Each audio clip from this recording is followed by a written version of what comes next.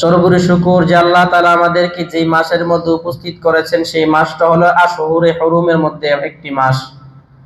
অর্থাৎ আল্লাহ রাব্বুল আলামিন সূরা তাওবার মধ্যে চারটা মাসকে আল্লাহ রাব্বুল আলামিন আশহুরে হুরুম তথা সম্মানিত মাস হিসেবে সাব্যস্ত করেছেন। আল্লাহ তাআলা কোরআন শরীফের মধ্যে বলেন, ইন্না ইদ্দাতাশ শুহুরি ইনদাল্লাহি 12 শাহরান ফি কিতাবিল্লাহ ইয়াওমা খালাকাস সামাওয়াতি ওয়াল আরদা মিনহা আরবাআতুন হুরুম। আল্লাহ রাব্বুল আলামিন বলেন যে আল্লাহ তাআলার কাছে নির্ধারিত গণনার মাস হলো 12টা মাস। তার মধ্যে থেকে মিনহা আরবাআতুন হুরুম, তার মধ্য থেকে 4টা মাস হলো হুরুম মাস। হুরুম শব্দের অর্থ হলো সম্মানিত মাস। হারাম এর অনেকগুলো অর্থ। আমরা হারাম বলতে কি বুঝি? নিষেধ বুঝি না? নিষেধ বুঝি। আবার হারাম শব্দের অর্থ কি আছে? সম্মানিত আছে। তো স্থান কাল পাত্র বলতে অর্থ এদিক সেদিক হয়। সেই হিসেবে হারাম মাস, সম্মানিত মাস হলো 4টা মাস। বুখারী শরীফের হাদিসে নবীজি সাল্লাল্লাহু আলাইহি ওয়াসাল্লাম সেই 4টা মাসের কথা উল্লেখ করেছেন। এর মধ্যে সালাসুম মুতাওয়ালিয়াতুন, 3টা মাস হলো ধারাবাহিকতা।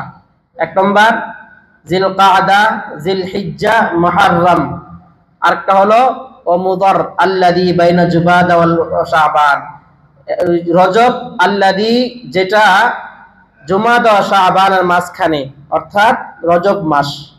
তাইলে 4টা মাসকে আমরা পাইলাম। 1 নম্বর হলো জিলকাদা, জিলহিজ্জা, মুহররম, আর একটা হলো রজব। এই 4টা মাস হলো শ্রেষ্ঠ মাস আল্লাহ রাব্বুল আলামিনের কাছে। আল্লাহ তাআলা এই মাসগুলোর ক্ষেত্রে বলেন যে ফালা তাজলিমু ফীহিন্না আনফুসাকুম, তোমরা এই মাসগুলোর মধ্যে তোমাদের নিজেদের উপর জুলুম করবা না। তার মানে হলো ব্যাখ্যা অনেকগুলো, এর মধ্যে 2টা ব্যাখ্যা মৌলিক। 1 নম্বর হলো ওই মাসের মধ্যে জিহাদ বা যুদ্ধ করা, বিগ্রহ করা নিষেধ করেছেন 1।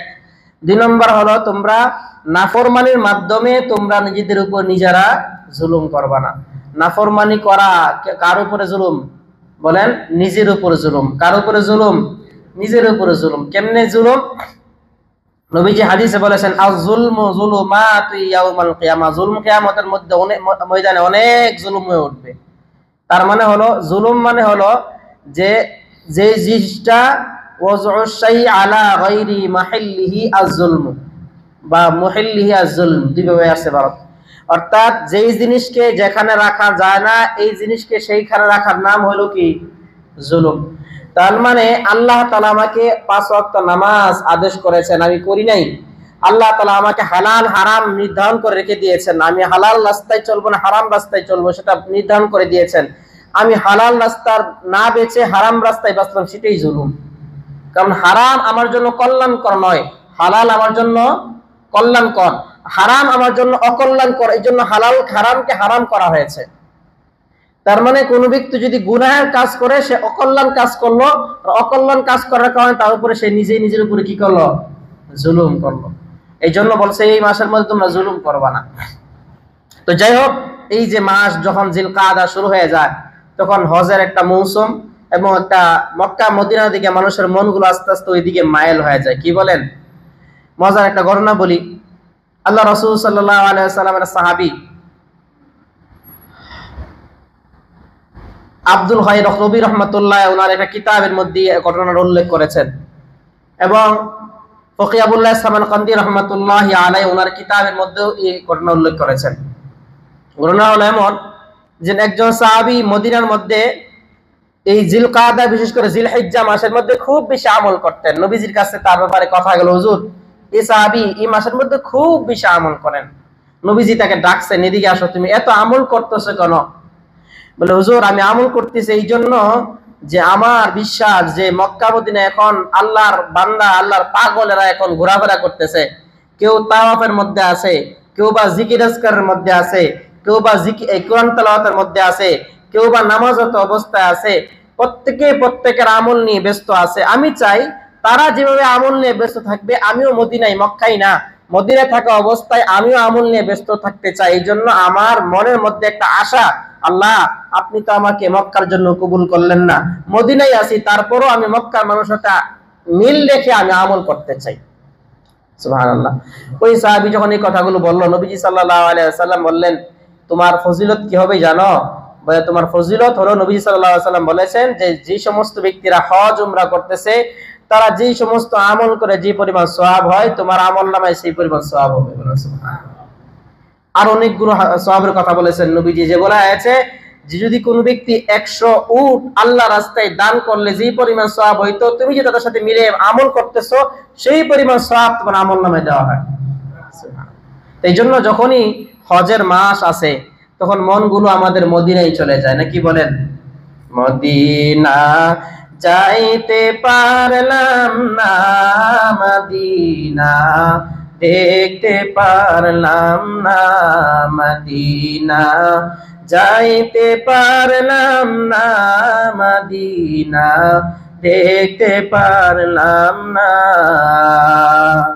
আমি অসহায় তাই এত দূরে রই, অসহায় তাই এত দূরে রই, শুধু সালাম জানাই, মদিনা যাইতে পারলাম না, মদিনা দেখতে পারলাম না। আল্লাহ আমাদের সবাইকে মদিনার জন্য কবুল করেন, সবাই বলে আল্লাহুম্মা আমিন। সবাইকে মক্কার জন্য কবুল করেন, আমরা সবাই বলছি আল্লাহুম্মা আমিন। মক্কায় গিয়েছেন কে কে? একজন হাত তুলুন তো দেখি। মাশাআল্লাহ, আমিও গেছি আলহামদুলিল্লাহ। এখন অনেক মানুষ বাকি আছে, আমরা যাইতে পারি নাই। মক্কা এত কাছে, এরপরে যেতে পারি নাই, এটা আমাদের জন্য বদনসিব। আল্লাহ এখানে যারা উপস্থিত হয়েছেন সবাইকে একবার না একবার মক্কা মদিনা যাওয়ার তৌফিক দেন, সবাই বলে আল্লাহুম্মা আমিন। তো যাই হোক মুহতারাম হাজিরিন, তো মক্কা মদিনার ইতিহাস এই মাসের মধ্যেই বলা হবে ইনশাআল্লাহ ধারাবাহিকতার সাথে। আজকে আমরা আলোচনা করব যারা এখনো মক্কা মদিনা যাইতে পারি না, মনের মধ্যে আশা যে হুজুর যদি আল্লাহ তাআলা আমাদেরকে কবুল করতেন তাহলে তো মক্কা মদিনা যাইতাম। হুজুর এমন কোন আমল আছে কিনা যে আমলটা আমি করলে আমার জন্য মক্কা মদিনা যাওয়া সহজ হবে? আমি আপনাদের সামনে বলতে চাই, শুনবেন? হ্যাঁ ইনশাআল্লাহ আমল করতে হবে, পারবেন? শর্ত আছে আমার, যে আপনারা আমলটা শুনবেন এবং আমল করবেন। রাজি আছেন ইনশাআল্লাহ? 3টা আমল বলবো। যারা মক্কা মদিনা যাওয়ার ইচ্ছা আছে, মনের মধ্যে তামান্না আছে কিন্তু সামর্থ্য নাই, টাকা পয়সা নাই, তাদের জন্য বলছি যে আপনি যদি 3টা আমল করতে পারেন ইনশাআল্লাহ তোমরা ইনশাআল্লাহ আল্লাহ তাআলা আপনাকে মক্কার জন্য কবুল করবেন। আবার আসেন 3টা আমল কি? 1 নম্বর আমল হলো যে আপনি আল্লাহর কাছে বেশি বেশি খুব মকবুল সময়গুলো, ওই সময়গুলোতে দোয়া করবেন, আল্লাহ আমি আমাকে মক্কা মদিনার জন্য কবুল করে নেন। বিশেষ করে দুই সেজদার মাঝখানে এবং 2 খুতবার মাঝখানে এই সময়গুলো দোয়া কবুলের সময়, এই সময়গুলো দোয়া কবুল করা হয়। এই জন্য এই সময়গুলোতে আল্লাহর কাছে দোয়া করা, বিশেষ করে 2 খুতবার মাঝখানে আমরা বসে থাকি না, 2 খুতবার মাঝখানে মনে মনে আপনার কথাগুলো বলবেন, যা হালাল বলবেন। আবু দাউদ শরীফের হাদিসে নবীজি বলছেন এবং বহু হাদিসের কিতাবের মধ্যে আছে যে ওই সময়টাতে আল্লাহ তাআলা দোয়া কবুল করেন, বলেন সুবহানাল্লাহ। 1 নম্বর। 2 নম্বর, যারা মক্কা মদিনা গিয়েছে, এই দিকে গিয়েছে বা আসছেই মাত্র, এমন ব্যক্তিদের কাছে দোয়া চাওয়া। কারণ যে ব্যক্তি উমরা করে আসেন, আসার পরে কমপক্ষে 40 দিন সে যদি উমরা মাবরুর, কবুল উমরা অথবা কবুল হজ করে আসতে পারে, তাহলে 40 দিন তার দোয়া আল্লাহ রাব্বুল আলামিন কবুল করেন, বলেন সুবহানাল্লাহ। তো আপনি যখন তাকে পাইবেন যে ভাই আপনি তো মক্কা মদিনা ঘুরে আসছেন, আমার জন্য একটু দোয়া করেন না, আমি যেন মক্কা মদিনা যেতে পারি। বুঝে আসছে? এজন্য দোয়া চাওয়া যাবে না, খুব কঠিন হবে না, এটা করবে 2 নম্বর। 3 নম্বর আমল, বড় আমল, সেটা হলো যে মক্কা মদিনা যাব সেই উদ্দেশ্য করে, সেই ইচ্ছা করে কিছু টাকা জমা করা। সাধ্য মতো, আপনার খুব টাকা আছে, অনেক টাকা নেন না, অল্প টাকা প্রত্যেকদিন 1 টাকা করে রাখেন, 1 রুপিয়া, 1 দিনারও বলছি না, 1 রুপিয়া করে রাখেন, বা সপ্তাহে 1 রুপিয়া করে রাখেন। এই উদ্দেশ্যে যে আমি এই টাকা দিয়ে আল্লাহ যদি তৌফিক দেয় হজ করব, উমরা করব, আল্লাহ যদি তৌফিক দেয়, দেখবেন ইনশাআল্লাহ আল্লাহ তাআলা আপনাকে লাইন করে দিবে, আল্লাহ তাআলা আপনার জন্য ব্যবস্থা করে দিবে। 3টা আমলের কথা বলবেন, পড়লাম, পড়া যাবে না ইনশাআল্লাহ? আচ্ছা, মুফতি শফি রহমাতুল্লাহি আলাইহি, পাকিস্তানের মুফতি, বর্তমান সারা বিশ্বের মধ্যে যে সমস্ত আলেমরা আছেন তার মধ্য থেকে অন্যতম একজন গ্রহণযোগ্য আলেম মুফতি জাস্টিস তাকি উসমানী দামাত বারকাতুহুল আলিয়া। উনার আব্বা মুফতি শফি রহমাতুল্লাহ আলাইহি, উনার একটা ঘটনা মুফতি তাকি উসমানী লিখেছেন যে উনার একজন বোন ছিলেন, এই বোনটা গরিব ছিলেন এক সময়। বলে আমরা গরিব ছিলাম, ওই মুহূর্তে ওই বোনটার মনে ইচ্ছা ছিল, তামান্না ছিল যে আল্লাহ আমাকে যদি আল্লাহ তাআলা আল্লাহ তাআলা যদি আমাকে যদি হজের জন্য কবুল করতেন কতই না ভালো হতো। ওই মুহূর্তে হুজুরের বোনটা ওনার আব্বার কাছে মুফতি শফি রহমতুল্লাহ আলাইহির কাছে গেলেন, আব্বা আমার তো মনে পড় তামান্না মক্কা মদিনা যাব, কিন্তু আমার মনে তামান্না থাকলে কি হবে, টাকা পয়সা তো আমাদের তেমন কোনো সুবিধা পাইতেছি না, আপনি একটু দোয়া করেন আমার জন্য, একটু আল্লাহ যেন আমাকে মক্কা মদিনার জন্য কবুল করেন। মুহতারাম হাজিরিন, মুফতি শফি রহমতুল্লাহ আলাইহি ওনার মেয়েকে বলল, মা তুমি যে আল্লাহর ঘরে যাইবা, আল্লাহর ঘরে যাওয়ার জন্য প্রস্তুতির প্রয়োজন রয়েছে। আল্লাহর ঘরে যাওয়ার জন্য দুইটা জিনিসের প্রয়োজন, একটা দোয়া, একটা দাওয়া। এ মা, তুমি যদি আল্লাহর ঘরে যেতে চাও তাহলে তোমাকে দুইটা কাজ করতে হবে, এক নম্বর দোয়া করতে হবে, দুই নম্বর আর একটা কাজ করতে হবে, দাওয়া করতে হবে। ও মা, তুমি বলো তোমার ভিতরে কি আল্লাহর ঘরের মহব্বত আছে কিনা, তোমার ভিতরে কি কাবা বাইতুল্লাহর মহব্বত আছে কিনা, তুমি কি যাওয়ার জন্য আগ্রহ কিনা? বলে হ্যাঁ আব্বা আমার খুব বেশি আগ্রহ। বলে ঠিক আছে, যদি আগ্রহ হয় তাহলে তোমাকে একটা প্রশ্নের উত্তর দাও, তুমি আল্লাহর ঘরে যাওয়ার জন্য তুমি বলো তুমি আল্লাহর রাস্তায় বা নিজের জন্য কত টাকা জমা করেছো বলো। মা তুমি যে যাইবা তুমি কি টাকা জমা করেছো এই পর্যন্ত? উনি বললেন না আব্বা এই পর্যন্ত জমা করি নাই। উনি বললেন তুমি কি পারতা না জমা করার জন্য? বলে পারতাম। বলে উনি বললেন যদি পারতাই কেন জমা করলা না, আজ থেকে নিয়ত করো এখন থেকেই তুমি আল্লাহ রাস্তায় কিছু জমা করবা, এই উদ্দেশ্যে কাবা বাইতুল্লাহ যাইবা। ঘটনার চক্র, ওই মেয়েটা আল্লাহ কুদরত বোঝায় না, ওই মেয়েটা হঠাৎ করে অসুস্থ হয়ে দুনিয়া থেকে বিদায় হয়ে গেল। ওই মেয়েটা টাকা জমা করে রাখছে বাইতুল্লাহ যাওয়ার জন্য। মেয়েটা যখন দুনিয়া থেকে বিদায় হয়ে যায়, মুফতি শফি রহমতুল্লাহ আলাইহি একবার কাবা শরীফে গেলেন, হজ করার জন্য গেলেন, এবং বদলি হজ, ওই মেয়েটার বদলে একটা বদলি হজ করার পর এবার হুজুর বাইতুল্লাহতে তাওয়াফ করার পর এবার রুমের মধ্যে ঘুমাইতেছেন। ঘুমের মধ্যে স্বপ্নের যুগে দেখতেছেন ওই মেয়েটাকে। ওই মেয়েটা জাবাল রহমতের মধ্যে গিয়া ওনার আব্বাকে ডাক দেখে, আব্বা আপনি যে আমাকে আমল দিয়েছেন, আমি হজ করার জন্য টাকা জমা করার জন্য বলেছিলেন, আমি জমা করেছিলাম, কিন্তু আল্লাহ তো আমার জন্য কবুল করে নাই। কিন্তু আমি মৃত্যুর পরে এখন আমার অবস্থা এমন হয়েছে, আমি মৃত্যুর পরে এখন প্রত্যেক বছর আল্লাহর ঘরে আমি আসতে পারি। সুবহানাল্লাহ। এই জন্য একটা বাস্তব ঘটনা আপনাদের সামনে উল্লেখ করলাম, বাকি বিশ্বাস না বিশ্বাস সেটা না, কিন্তু বোঝানোর উদ্দেশ্য ভাই চেষ্টা আমার থাকতে হবে যে আমি আল্লাহর ঘরে যাব এবং ওই অবস্থায় আল্লাহর কাছে কিছু চাওয়ার জন্য যেতে হবে। মুহতারাম হাজিরিন, সব কথার এক কথা, তারপর আমরা আরেক দেশের মধ্যে রয়েছে, আমরা শ্রমিক মানুষ, আমাদের ইচ্ছা করলে আমাদের 10 দিন জন্য যাওয়া সম্ভব নয়, 10 দিনের ছুটি নেওয়া সম্ভব নয়। মনের মধ্যে বড় তামান্না আল্লাহর ঘরে যাইতে পারতাম। কত মানুষ এখন পর্যন্ত বাহরাইনে আল্লাহর ঘরে যায় কিন্তু যাইতে পারলাম না। এই যে মনের একটা ইচ্ছা, সেই ইচ্ছাটা পূরণ করার জন্য নবীজি সাল্লাল্লাহু আলাইহি ওয়াসাল্লামের হাদিস থেকে পাওয়া যায়, কোন ব্যক্তি যদি কাবা শরীফে না যায়, মনের মধ্যে ইচ্ছা আছে কিন্তু যাইতে পারতেছে না, তাহলে সে যদি কয়েকটা আমল করতে পারে, আল্লাহ রাব্বুল আলামিন ওই বান্দা এবং ওই বান্দির আমলনামায় হজ এবং উমরা করার সওয়াব দান করে দেয়। সুবহানাল্লাহ। কথা বুঝতেছেন আমার? বুঝতেছেন? এখন আমরা আসি কয়েকটা আমল আপনাদের সামনে বলবো, যে এই আমলগুলো আমরা যদি করতে পারি ইনশাআল্লাহ, আল্লাহ চাহে তো আল্লাহ তাআলা আপনাদের আমাদের আমলনামায় হজ এবং উমরা করার সওয়াব দিয়ে দিবেন। বাকিটা হলো সওয়াবের জন্য, আর মনের ইচ্ছা যেটা বা সাধ্য যাদের আছে তারা তো অবশ্যই ইনশাআল্লাহ যাব। ঠিক আছে না? আগামী সপ্তাহে ইনশাআল্লাহ কাবার কিছু ইতিহাস আপনাদের সামনে তুলে ধরা হবে। আজকে এই বিষয়টা আলোচনা করি, শুনেন মুহতারাম হাজিরিন। তাহলে আমরা হজ না করেও, ওখানে না গিয়ে হজের সওয়াব কিভাবে পেতে পারি, উমরা না করেও উমরার সওয়াব কিভাবে পাইতে পারি, সেটা আমরা শুনবো ইনশাআল্লাহ। এক নম্বর, নবীজি সাল্লাল্লাহু আলাইহি ওয়াসাল্লামের কাছে, নবীজি সাল্লাল্লাহু আলাইহি ওয়াসাল্লাম হাদিসের মধ্যে বলেন, তোমরা যদি কোনো ব্যক্তি যদি قال رسول الله صلى الله عليه وسلم, আল্লাহ রাসূল সাল্লাল্লাহু আলাইহি ওয়াসাল্লাম বলেন, কোন বান্দা এবং কোন বান্দি যদি মান খারাজা ফি বাইতি মুতাহহিরা, কোন বান্দা এবং কোন বান্দি যদি ঘর থেকে বের হয় পবিত্র অবস্থায়, ইলা সালাতি মাকতুবা, সালাতিন মাকতুবা, এই জন্য যে ফরজ নামাজ আদায় করবে, 5 ওয়াক্ত ফরজ নামাজ আদায় করবে, সেই জন্য ঘর থেকে বের হলো মসজিদের উদ্দেশ্যে, ফাজরুহু কাজরি হাজিম মুহরিম। আল্লাহ রাসূল সাল্লাল্লাহু আলাইহি ওয়াসাল্লাম বলেন, আল্লাহ রাব্বুল আলামিন ওই বান্দা যে রুম থেকে ঘর থেকে বের হলো মসজিদের জন্য নামাজ আদায় করার জন্য, আল্লাহ রাব্বুল আলামিন তাকে একটি কবুল হজের সওয়াব তার আমলনামায় দান করে দিবে।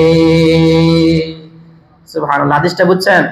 মানে আমরা যদি ফরজ নামাজ আদায় করার জন্য ঘর থেকে উযু করে, মসজিদে উযু করব না, ঘর থেকে উযু করে যদি আমরা মসজিদে আসতে পারি, তাহলে আল্লাহ রাব্বুল আলামিন আমার আমলনামা একটা হজ করার সওয়াব দান করবেন। সুবহানাল্লাহ।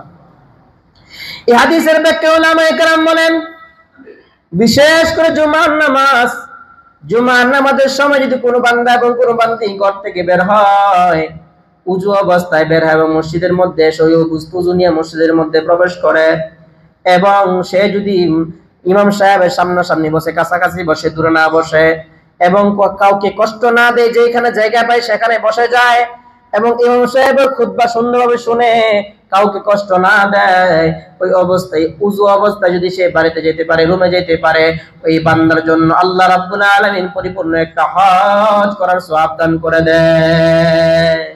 সুবহানাল্লাহ। জোরে বলবেন না? মহব্বতে বলেন সুবহানাল্লাহ।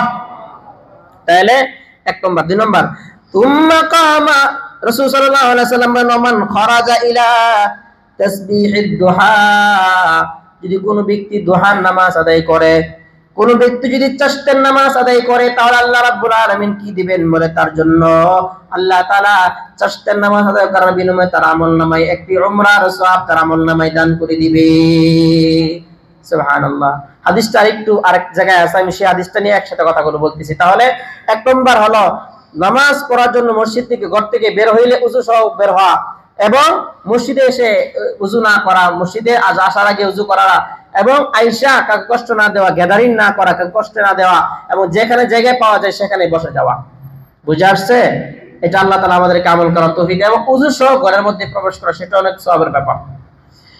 দুই নম্বর, নবীজি সাল্লাল্লাহু আলাইহি ওয়াসাল্লাম বলেন, কোন ব্যক্তি যদি নামাজ আদায় করে, নামাজ আদায় করার পর সাহাবায়ে কেরাম নবীজি সাল্লাল্লাহু আলাইহি ওয়াসাল্লামের কাছে আসে, ইয়া রাসূলুল্লাহ, আমাদের সমাজে অনেক গরিব লোকরা আছে, যারা টাকা আছে, পয়সা আছে, ইচ্ছা করলে সদকা করতে পারে, ইচ্ছা করলে দান খায়রাত করতে পারে, ইচ্ছা করলে ভালো আমল করতে পারে, ইচ্ছা করলে অনেক কিছু করতে পারে। ইয়া রাসূলুল্লাহ, আমরা যারা গরিব আছি, আমাদের জন্য কি করা? এই ক্ষেত্রে আমরা তো পিছনে পড়ে গেলাম।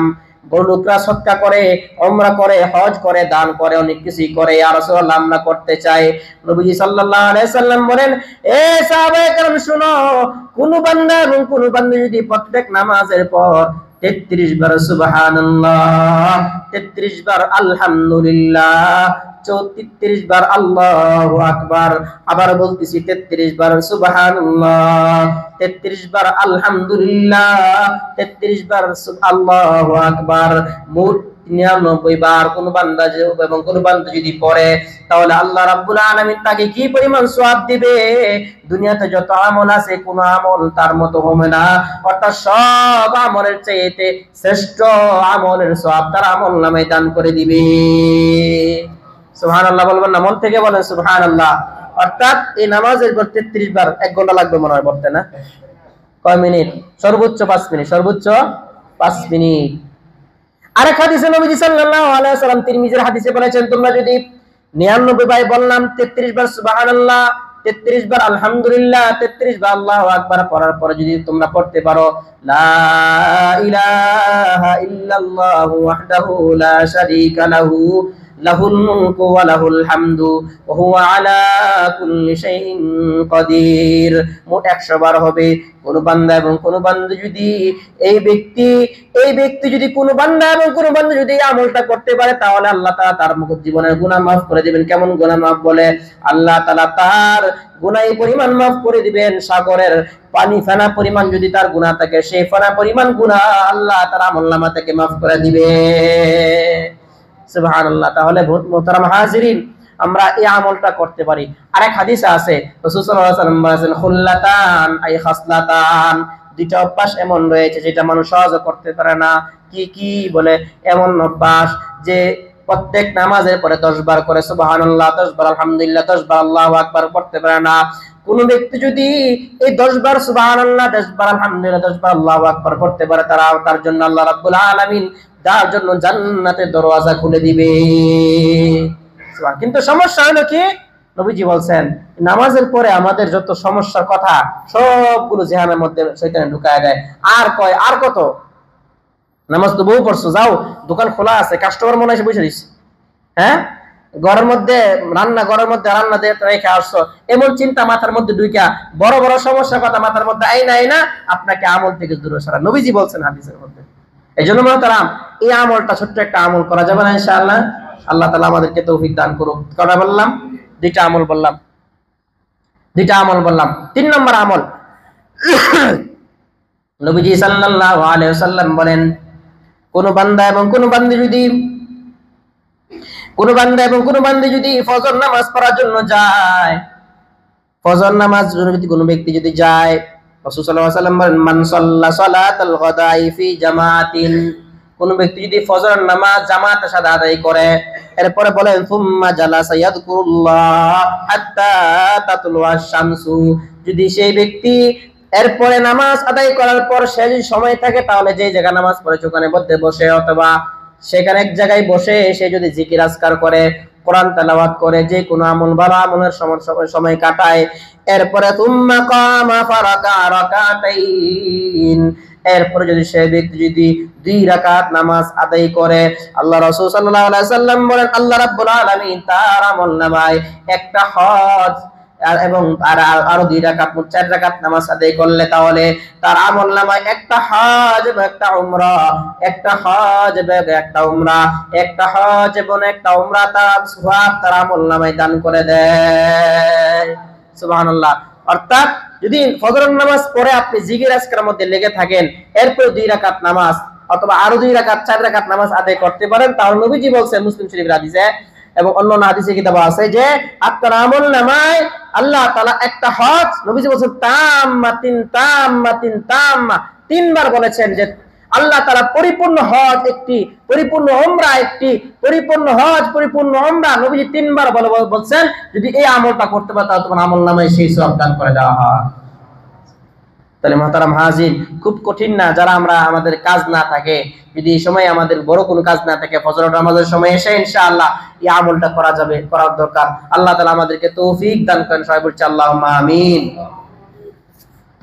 4 নম্বর আমল সেটা এটাও কাছাকাছি, নবী সাল্লাল্লাহু আলাইহি ওয়াসাল্লাম বলেন, ক্বালা রাসূলুল্লাহ সাল্লাল্লাহু আলাইহি ওয়াসাল্লাম, ক্বালা রাসূলুল্লাহ সাল্লাল্লাহু আলাইহি ওয়াসাল্লাম, মান গাদা ইলাল মাসজিদ লা ইউরিদু ইল্লা আইয়াতাআল্লামা খায়রান।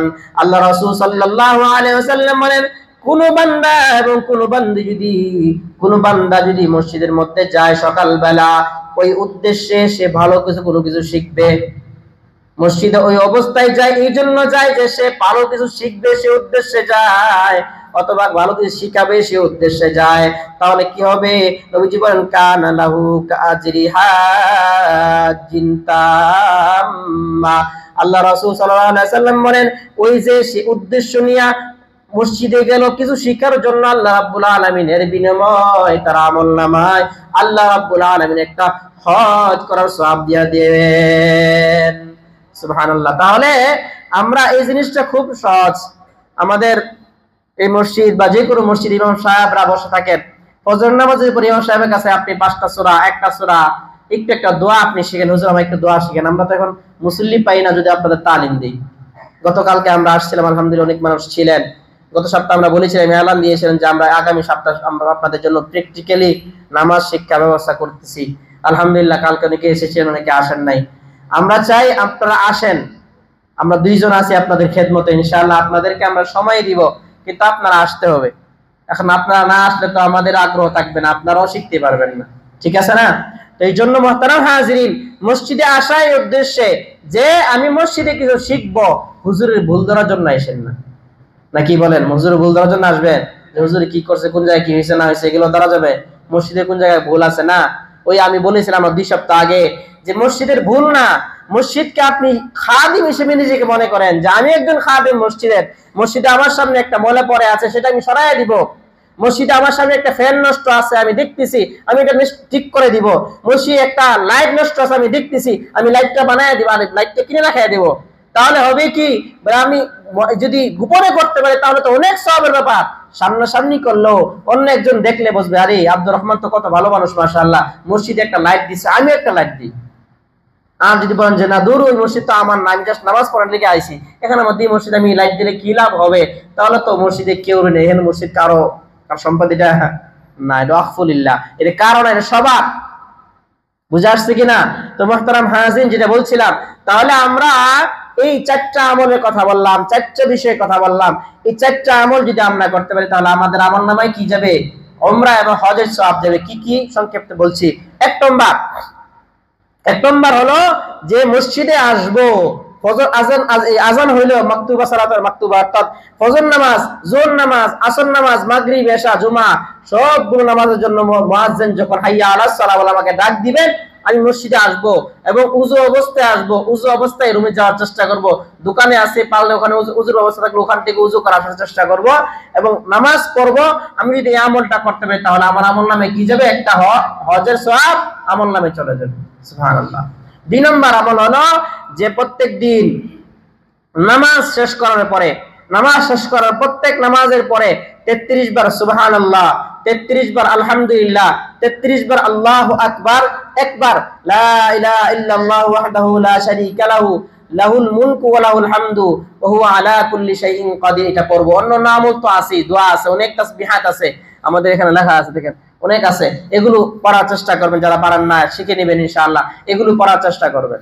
বুঝা আসছে কিনা? এরপরে 2 নম্বর।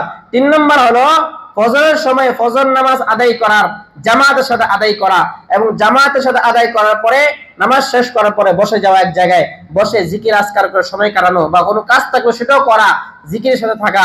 এবং যখন সূর্য উঠে গেছে মনে হয়েছে আমার কাছে, ওই সময় 2 রাকাত পারলে 2 রাকাত, আর বেশি পারলে 4 রাকাত, কমপক্ষে 4 রাকাত নামাজ আদায় করেন, তাহলে আল্লাহ তাআলা আপনাকে একটি হজ এবং একটা উমরার সওয়াব আপনার আমলে আদায় করবেন। সুবহানাল্লাহ। 4 নম্বর আমল হলো মসজিদে যখনই আসবো তখন শিখার জন্য আসবো। নবীজি হাদিস বলেন সকালবেলা। আরেক হাদিসের মধ্যে আছে যে কোনো ব্যক্তি সকালবেলা মসজিদের মধ্যে আসে কোরআন শিখার জন্য, তাহলে আল্লাহ রাব্বুল আলামিন তাকে আল্লাহ রাব্বুল আলামিনের রাস্তায় 100 উট সদকা করলে যেই পরিমাণ সওয়াব হইতো, আল্লাহ তাআলা সেই পরিমাণ সওয়াব একটা সূরা বা একটা আয়াত, একটা অংশ তেলাওয়াত করলে বা শিখলে তার আমলনামে দান করে দেন। বলুন সুবহানাল্লাহ। একটা আয়াত, একটা সূরা, একটা দোয়া যদি আপনি শিখেন, এর বিনিময়ে আল্লাহ তাআলা আপনাকে কি দিবেন? বলে এর বিনিময়ে আল্লাহ রাব্বুল আলামিন এই পরিমাণ সওয়াব দিবেন যে আপনাকে 100 উট সদকা করার সওয়াব দিবেন। 100 উট, এখানে এই পর কেউ আছেন যে 100 উট সদকা করার মতো মানুষ? না ভাই, কেউ নাই, সম্ভব না। তাহলে মুহতারাম হাজিরিন, আসুন আমরা ইনশাআল্লাহ বেশি এই কাজ আমলগুলো করার চেষ্টা করি। এরপর ইনশাআল্লাহ আগামী সপ্তাহ থেকে আমরা ইনশাআল্লাহ ধারাবাহিকভাবে, আর যেহেতু আর কিছু মাস রয়েছে, আমরা ইনশাআল্লাহ আগামী সপ্তাহ থেকে হজ এবং উমরা, হজের এই যে ইতিহাসগুলো আছে, ইতিহাস নিয়ে কিছু কথা বলবো। হজ আমরা যারা গিয়েছি বা যারা যাবো, উমরায় সাধারণত যারা যায়, উমরায় যে সমস্ত কাজগুলো আছে, 4 জন ব্যক্তির স্মৃতি জায়গা ওই জায়গার মধ্যে রয়েছে। 1 নম্বর, আদম আলা নবিয়িনা ওয়া আলাইহিস সালাতু ওয়াস সালাম, আদি পিতা হজের ভিত্তি স্থাপন করেছেন হযরত আদম আলাইহিস সালাতু ওয়াস সালাম। বলেন কে করেছেন? হজের ভিত্তি কে করেছেন? আদম আলাইহিস সালাতু ওয়াস সালাম। এরপরে আদম আলাইহিস সালাতু ওয়াস সালামের পরে হজকে ইন্টারন্যাশনাল পর্যায়ে নিয়ে গেছেন, আন্তর্জাতিক পর্যায়ে নিয়ে গেছেন হযরত ইব্রাহিম এবং ইসমাঈল আলাইহিমাস সালাম। ওয়াআযিন ফিন নাসি বিল হজ্জি ইয়াতুকা রিজালা ওয়া আলা কুল্লি দামিরি ইয়াতিনা মিন কুল্লি ফাজ্জিন আমিক। এই এলানের মাধ্যমে উনি আন্তর্জাতিক মানে নিয়ে গেছেন, মানে উনি ডাক দিয়েছেন সেই পাহাড়ের উপরে উঠে, কাবা শরীফ থেকে পূব দিকে, না ভাই, ওই যে পাহাড়টা জাবাল আবুল কুবাইস, ঠিক আছে না? কাবা শরীফ থেকে পূব দিকে জাবাল আবুল কুবাইস, ওখানের মধ্যে উঠে উনি ডাক দিয়েছিলেন সবাইকে। কেউ বলেছেন সাফা মারওয়ায়, আবার কেউ বলেন জাবাল আবুল কুবাইস ডাক দিয়েছেন। ওই সময় যে ডাকটা দিয়েছিলেন, ওই ডাকে সারা পৃথিবীর সমস্ত মানুষ শুনেছে, শুধু নয়, রূহের জগতে যারা শুনেছে এবং যারা লাব্বাইক বলেছে, তাদেরকে আল্লাহ তাআলা এই জীবনে একবার হলো মক্কা মদিনা যাওয়ার তৌফিক দিবেন। সুবহানাল্লাহ। এই জন্য উনি ইন্টারন্যাশনাল পর্যায়ে নিয়েছেন। 3 নম্বর, হযরত মুহাম্মদ আরবি সাল্লাল্লাহু আলাইহি ওয়াসাল্লাম হজকে আধ্যাত্মিকতা, হজের মধ্যে যে আধ্যাত্মিকতা, মহব্বত, ভালোবাসা, হজের মধ্যে যে গুরুত্বপূর্ণ বিষয়টা, সেটা আমার নবী মুহাম্মদুর রাসূলুল্লাহ বিদায় হজের বাসরের মাধ্যমে নবীজি সেটাকে প্রকাশ করেছেন। ইনশাআল্লাহ ধাপে ধাপে আগামী সপ্তাহ থেকে আমরা ইনশাআল্লাহ এই বিষয়গুলো ঐতিহাসিক ভাবে ইনশাআল্লাহ আলোচনা করার চেষ্টা করব। তো আজকের যে কথাগুলো বললাম সেই কথাগুলোর উপর ইনশাআল্লাহ সবাই আমল করার চেষ্টা করবেন। আল্লাহ তাআলা আমাকে আপনাদের সবাইকে আমল করার তৌফিক দেন। সর্বোপরি কথা হলো ভাই, এই মসজিদ